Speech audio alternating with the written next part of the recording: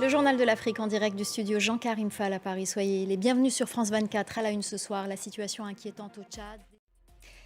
Ces tensions au Tchad, des tirs sporadiques ont été entendus mercredi à N'Djamena, près du QG du Parti socialiste sans frontières, un parti accusé par le gouvernement d'une attaque la nuit précédente contre le siège des services de renseignement.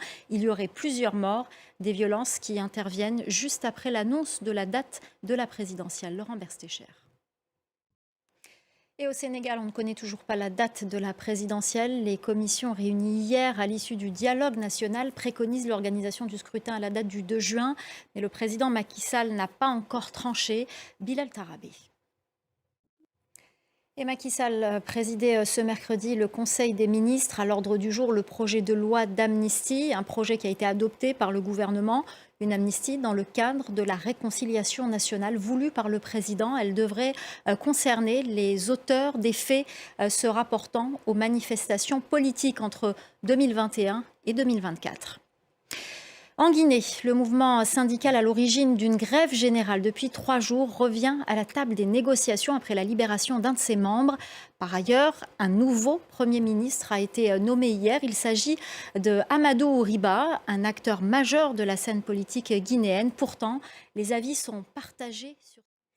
En bref, la MONUSCO, la mission de l'ONU en République démocratique du Congo, a amorcé ce mercredi son retrait du pays. Un départ réclamé par Kinshasa.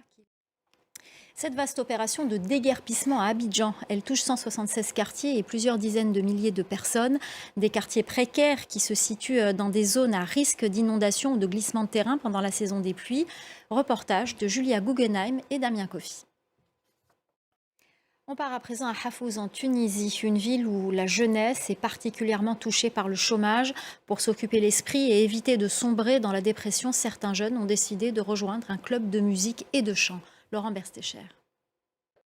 Voilà, c'est la fin du Journal de l'Afrique. Merci aux équipes en régie, merci à notre chef d'édition Sarah Aboubakri, merci à nos correspondants et merci à vous pour votre fidélité. Restez avec nous, l'info continue sur France 24.